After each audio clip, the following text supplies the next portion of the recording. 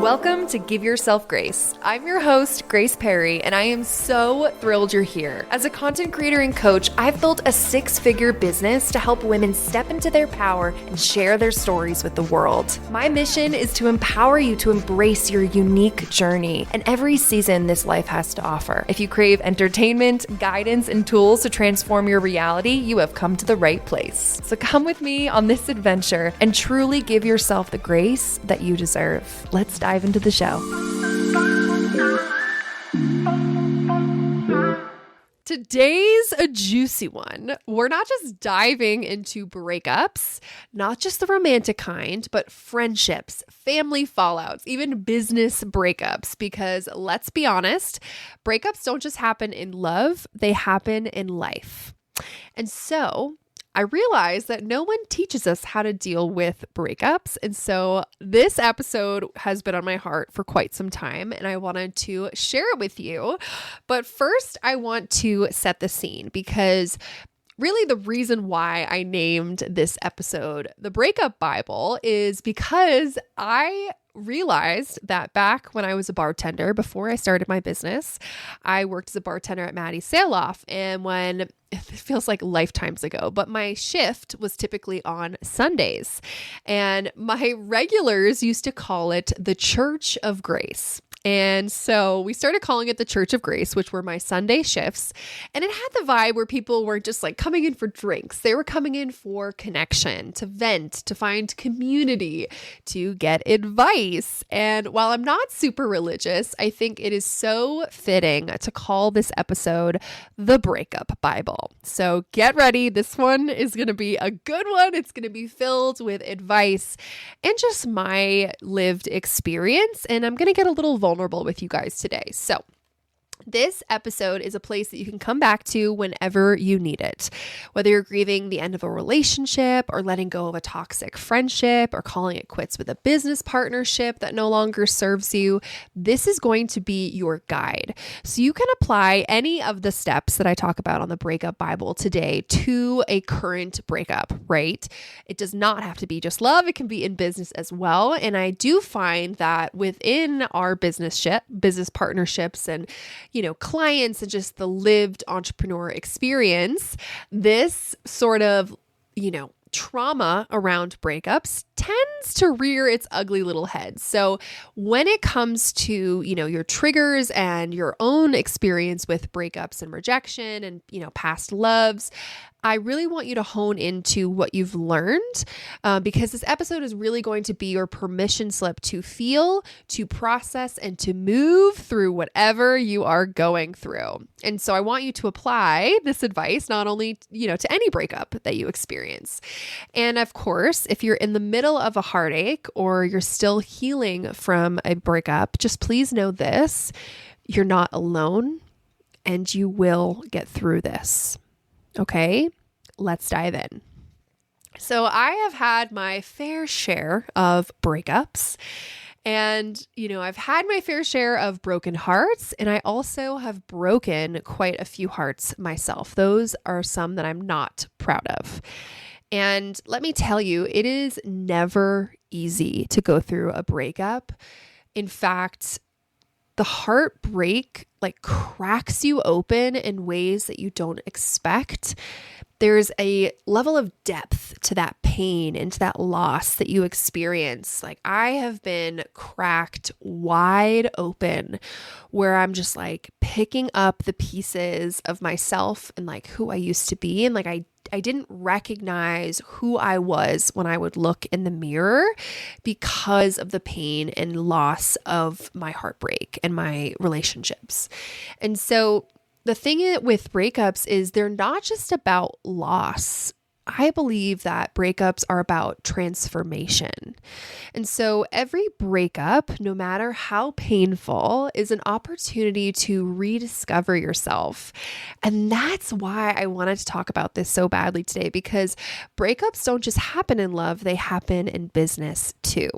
And so as an entrepreneur, I've learned that, maybe not every client is meant to stay, or not every partnership is built to last. Not every project aligns with my growth, or not every single person is supposed to come to my events, right? I am not for everyone, right? And knowing when to walk away, whether that's a person or a professional situation, it can be one of the hardest and most powerful things that you can do. But, we have to start, I think, in love, right? Looking at breakups through a love lens. And so what the heck do you do when a breakup happens? How do you survive the heartbreak, the confusion, the loneliness? And let me start by telling you why I am the perfect person to give you this advice. You see, some of my earliest relationships in love happened when I was a child. And I want to tell you about a relationship that really transformed me. And it really started when I was like 11 years old. When I was, up until 6th grade, I fell in love for the first time. Yes, I'm going to talk to you guys today about my first love. And so when I say love, I honestly mean borderline obsession.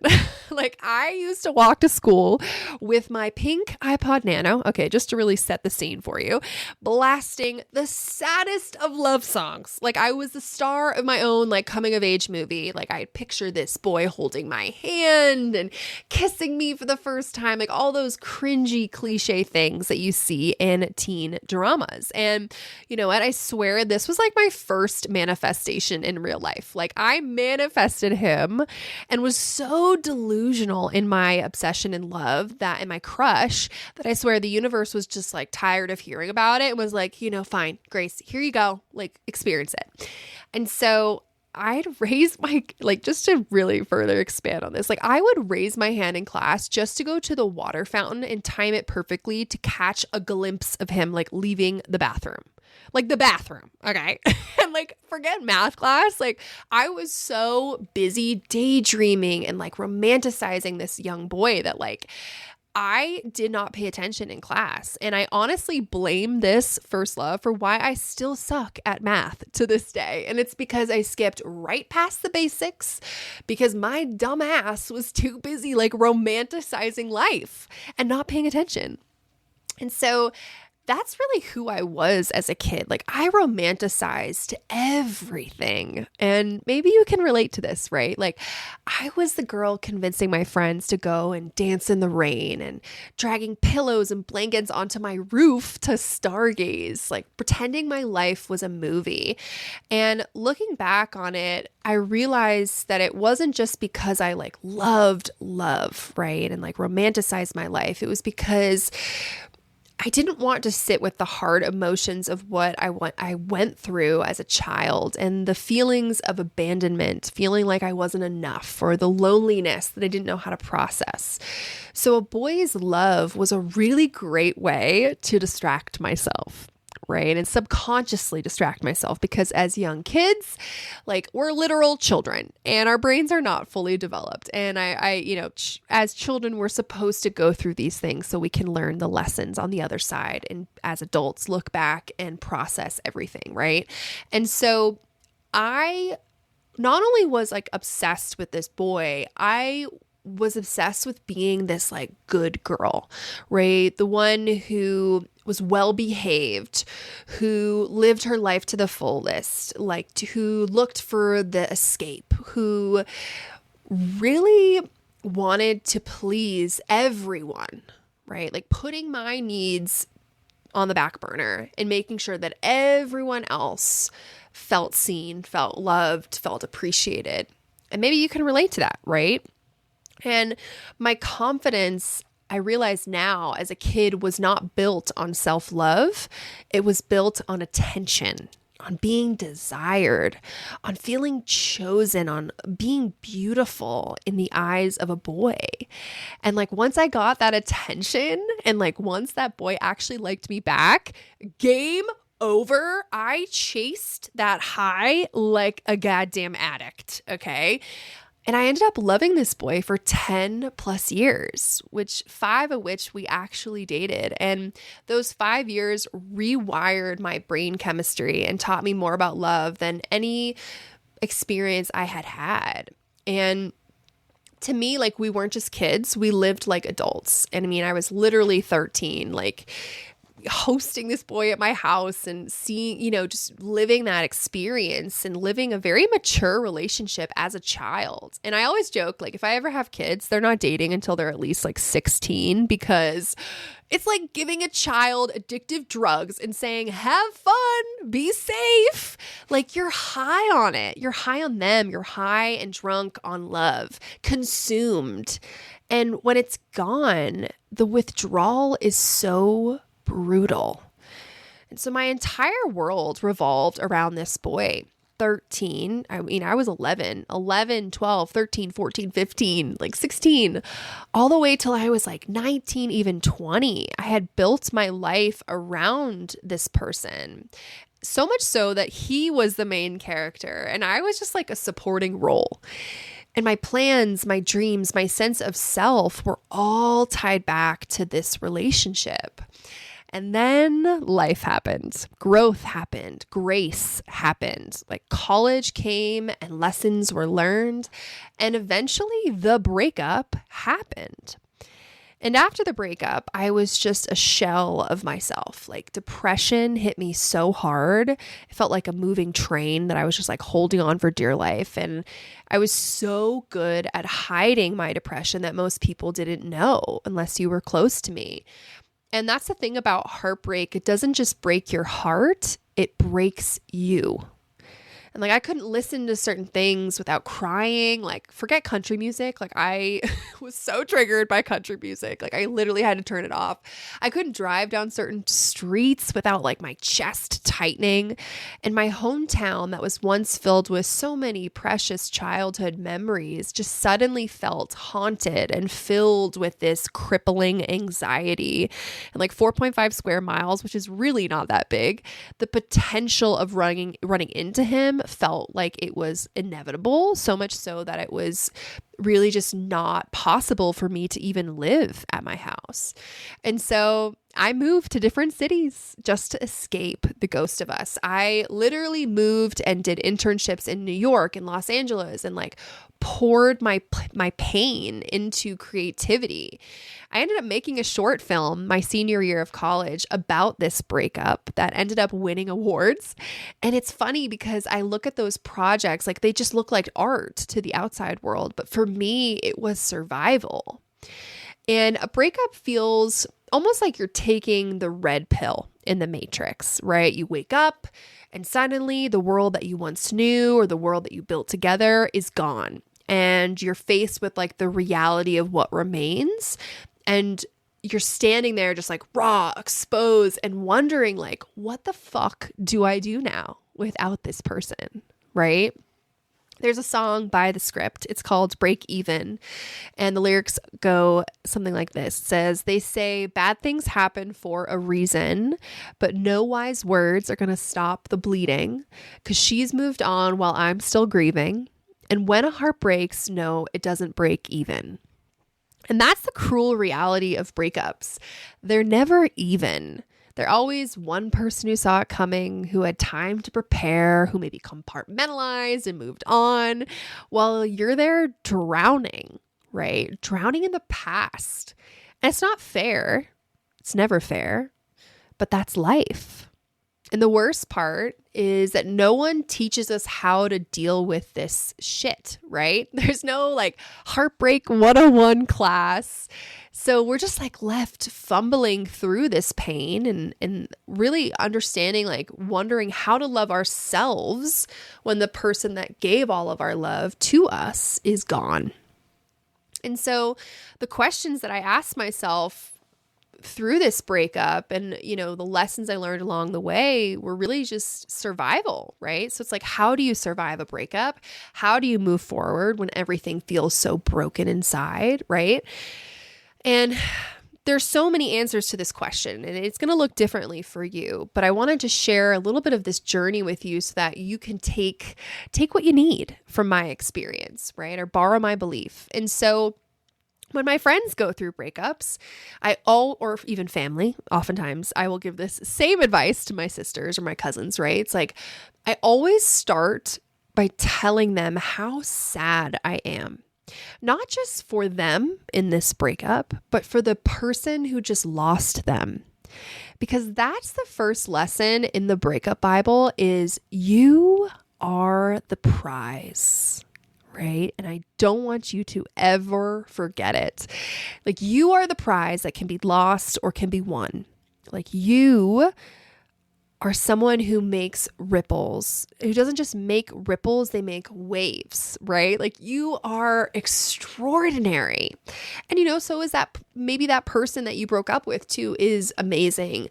But the reality is you as a person, you have transformed their life to some capacity and they have transformed yours. And so I just want to remind you that even if that person is no longer a part of your life and you've broken up with them, like you are the prize, whether they've won it or lost it. And I don't want you to forget that. It's interesting because when we think about every fairy tale that we were fed as kids, right? There's the prince who rides in on a magical white horse to save the princess. There's Barbie who comes in to meet her perfect Ken, right? Like from the start, we're taught that our worth is tied to being chosen by someone.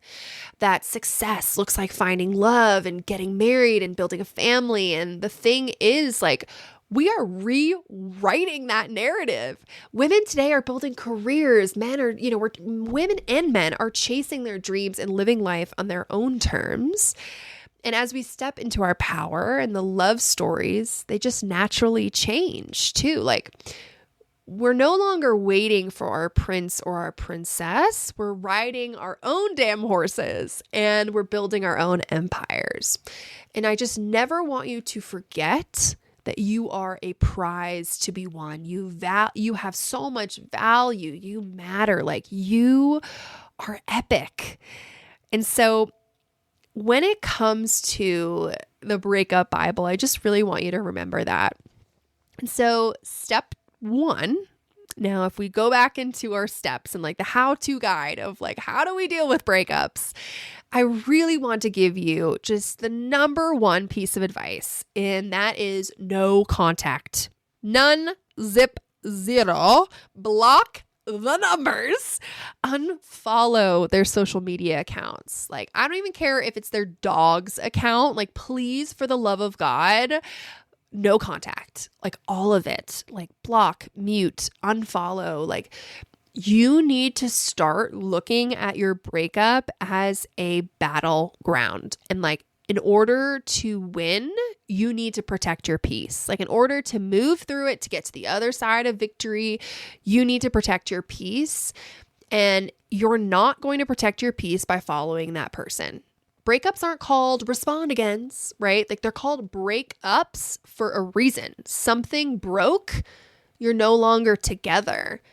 And even if you're not ready to accept that, you cannot keep blending your heart into a smoothie of pain and sadness every time that you see them on social media or you answer their text or pick up the phone. Like, no, you have to create that boundary.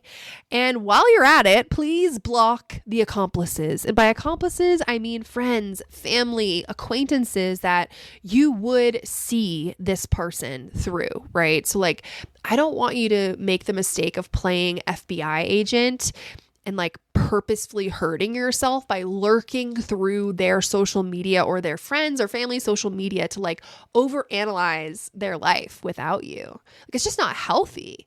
And I think deep down, you know that. It's just really hard to not do in this digital age. And so block them, unfollow them, protect that peace, and create that boundary for yourself. This is a huge part of the process when it comes to giving yourself grace, okay? And you can relate that to just business as well.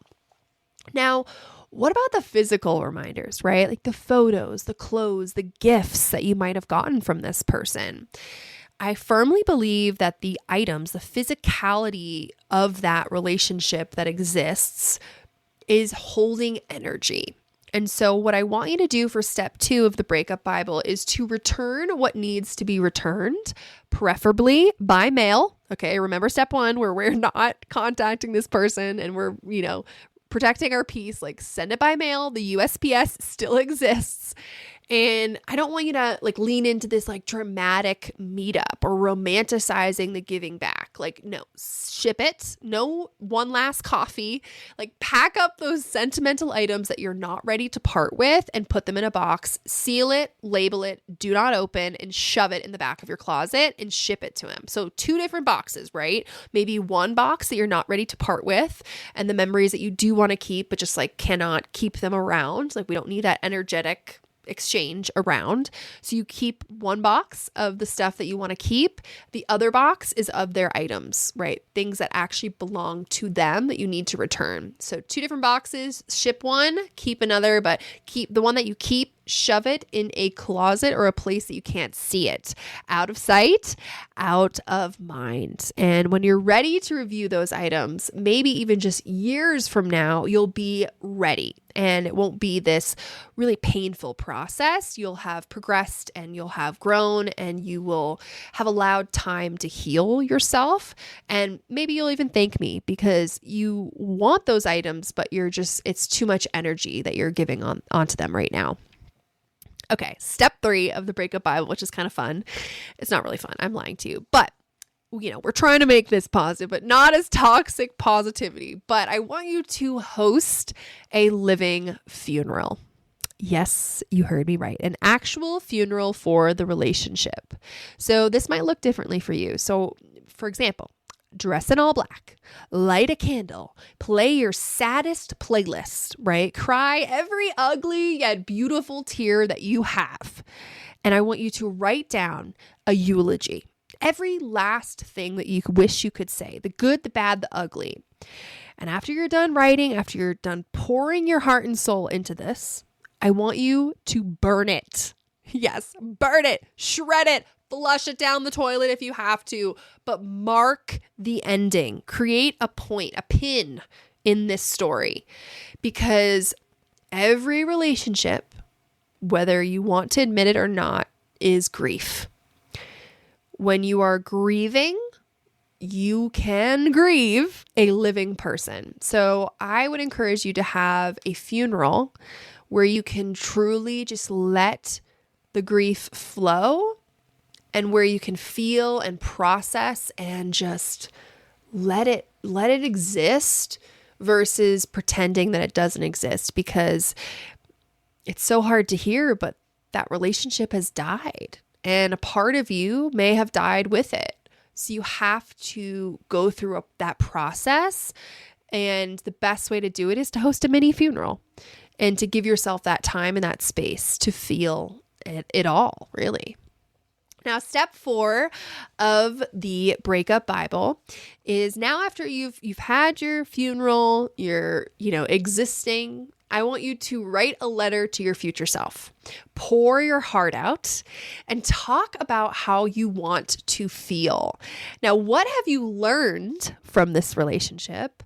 And I even go as far, if you're ready to, thank your ex or the person that you're breaking up with, right? Like, thank them for what you've learned or, what you'll take away from this relationship, because I do believe that every relationship is a lesson. They're either a part of your life for a reason, a season, or a lifetime, right? But really start to reflect on what that relationship and that person meant to you. And then I want you to really get excited about your next chapter and what you want to call in for your next chapter. So is that abundance? Is that like a sexy, brunette on a moped? I don't know. Is this an Italian man who delivers you pizza in the middle of the night? What do you want from your next chapter, right? Or is it a hot model from, I don't even know, New York, whatever it looks like for you, claim it and just really sit in that excitement and that hope, because oftentimes when it comes to breakups, all that is left is this hope. And hope can kind of be a secret devil, because in the back of our minds, I truly believe that, once the dust settles and there's nothing but time, this hope kind of exists in the back of our mind, and it really blinds us to the reality of where we are at when it comes to the breakup with that person. And we'll talk a little bit about Stockholm Syndrome as well, but allow yourself to be hopeful, not for that relationship to come back, right? Like, sometimes I hate when people are like, well, if it's meant to be, it'll be. Like, no, it was broken. It's done. It's dead, right? I literally just hosted a funeral. Like, now, where am I going to direct my hope? I'm going to redirect the hope away from hoping that this person will be my knight in shining armor to I'm going to hope for a badass life and an extraordinary one at that. And I'm going to hope to go after my dreams and like rechannel all that hope to like create action around my life. And so I want you to just redirect that hope into something really positive. So when you're writing this letter, hoping for the future, but hoping for a future that is for you, not for that person as well, right? Because again, I hate to be the bearer of bad news, but the relationship is dead. And it's time to step into that next chapter. And so another thing that I want you to do, step 5, baby. And 5 is one of my favorite numbers. So step 5, I want you to create a new ritual. Okay. So we've had our funeral. We've written our self-care letter, our love letter to our future self. Now I want you to create a new ritual that you're going to implement on a daily or even weekly basis. And this is going to be your distraction, but it's also going to be a little bit deeper than that. So I want you to think like self-care, but it's not just bubble masks and face masks, though don't get me wrong, I love a good spa night, but it's really about committing to something that puts you first, right? Like your heart first. Or journaling, meditating, taking a dance class, like going on a solo coffee date, like whatever feels really good for you. And one of my most healing experiences was when I traveled solo and I went on a 4-month backpacking trip through Southeast Asia. Like I learned so much about myself in that process that I really want that for you. And you don't need to go on a solo backpacking trip, but like, what is that ritual that you're going to commit to, or that new experience that sometimes does feel like distraction? Because I found that even in my breakup, like I just kept repeating and hearing and like thinking about this person so much so that it drove me crazy. And I just don't want that for you. I want you to feel like you have other rituals instead of, thinking about this person that you did for so long, right? Like you need to create new rituals now for yourself. And so that's going to look different for you, but really finding maybe new hobbies or new activities that'll really distract you and get you to open up. And one of these other things was creativity. That was my lifeline. Like creativity was my lifeline. So my darkest times have always been my most creative. And the short film, I actually made a short film about my breakup. It didn't just win awards, which was pretty damn cool, but it helped me win myself back. And I want you to at least your new ritual be the ritual where you give yourself grace, right? You allow yourself to feel. You allow yourself to let go and just to become that next version of you that you're meant to be. And so that brings me to step 6 of the Breakup Bible. I want you to set time aside to distract, but also time to process. And I swear, we love the feeling of Stockholm Syndrome as human beings. Now, Stockholm Syndrome is obviously very dramatic, like that is a very scary thing, but Stockholm Syndrome is a psychological response that occurs when a person that is being held captive or abused develops an emotional bond with their captor or abuser. It's actually a survival mechanism where the victim starts to empathize, trust, or even defend the person that's causing them harm. And I think there are different levels of Stockholm Syndrome, but there is this syndrome that creeps in post-breakup. And I'm telling you, it's like when you create the distance, when you start to get distracted, it's like your mind allows you to forget all the pain and the trauma that you experienced in this relationship. And so I really want you to set aside time to not only distract yourself, but then really set aside the time to process all that you have gone through. This is going to look different, but for you, but for me, like distracting was the really easy step, right? But like, I think when it comes to processing, it's really hard for us to sit in the emotion and the grief, and that we, instead of processing, we just find someone else to kind of replace that person.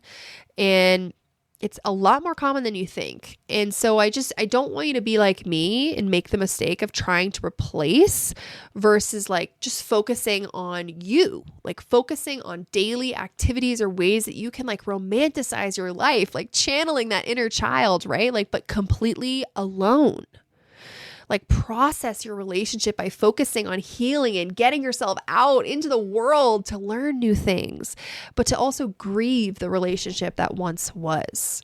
Like in my grief, that is where the most self-development and growth has transpired. Like, and that's what leads me to step number 7, which in the Breakup Bible is to lean into your transformation. Once we lean in and surrender to the emotions of it all, I swear you feel so much better. It's like you're allowing yourself to be free and let yourself be like angry and feel the things, right? Like if you need to cry, you cry, and like allow that energy to just be like released and feel. And just like in feeling, you begin to let go. And so I just really want to stress that importance. Like when you feel, that's when you begin to let go. If I was talking to my younger self today, I think she would be shocked to see the woman I am today. And she comes up. I do believe that all of the versions of ourselves exist and kind of pop up when you least expect it. And, you know, I hope that for you, it's when we celebrate, when we reflect on these breakups, that like even in the darkest of times, like just know that you're going through an epic transformation and you will feel different. You'll feel better on the other side, right? Like you might be going through the thick of it right now and just wondering like, how can I make it through? Like it does get better, and it's all a part of the process. And not to be like super toxic positive, but it does. It truly does get better.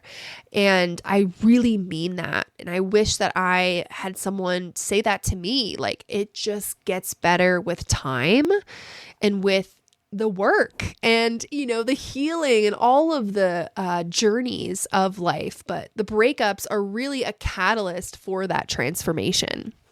And so what brings me to step number 8, which is remember that timing is everything. Someone once told me that it takes more than half the amount of time that you were together to get over that person. And I believe that can be true, but often it depends on the relationship. And essentially, that just means you need to allow yourself to surrender to time, right? Allow that time to heal you and recognize that this is not a quick and easy fix. Like there's no magical pill. There's no rewind button. Like you are here in the now, and it's time to celebrate that and celebrate that transformation in this timing as well. And so step 9, be alone. Be alone for as long as humanly possible. Don't be a serial relationshipist. And I've been there, and trust me, it's a huge red flag. And I firmly believe it like halts your growth when you don't just like choose to be alone, like, and you just keep going into these new relationships. Like I see it with some of my closest friends. It's like, in order to be open to like love again and a relationship that's healthy and that will last, like you need that time to like truly be alone.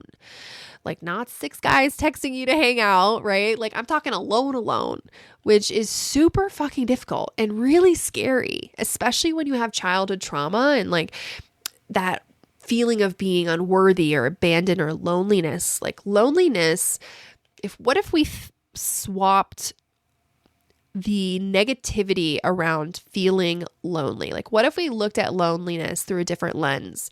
Loneliness provides clarity. Okay. And it's time to be like, when we sit in that clarity, I want you to look at loneliness as just time to really fucking love yourself, like alone, right? Being alone and just loving it and like doing things alone and celebrating that. I just think that is the most important thing to remember is like loneliness is really just time to remember who you are, what you deserve, and just to really fucking love yourself because you're amazing. Okay. Now, if you're in the thick of heartbreak right now, please hear me when I say you will be okay. And even if it doesn't feel like it now, that healing is possible. It may be working in the background and it's messy, it's slow, but it's real. And of course, your reminder to just give yourself grace during this time. Cry if you need to, scream if you need to, dance it out in your kitchen or go dance in the rain, but also get back up, reclaim this narrative of the breakup and turn it into a transformation. If people ask you are you still with that person? Be like, no, I'm in a transformation. I'm not in a relationship. I'm in a fucking transformation, which is 10 times better sometimes, right? I want you to reclaim that narrative because every ending is just the beginning of a new chapter. And you, my love, are the author of your own story, your own fucking beautiful epic story. You are the main character. You are not a supportive character. You are the main character. And I just want you to remember how much of a prize you are and how truly amazing you are. Thank you so much for listening. Your support means everything to me. If you found this episode inspiring, please share it on your social media and tag me. I'd love to thank you personally. And as always, sending you love and rooting for you. See you in the next episode.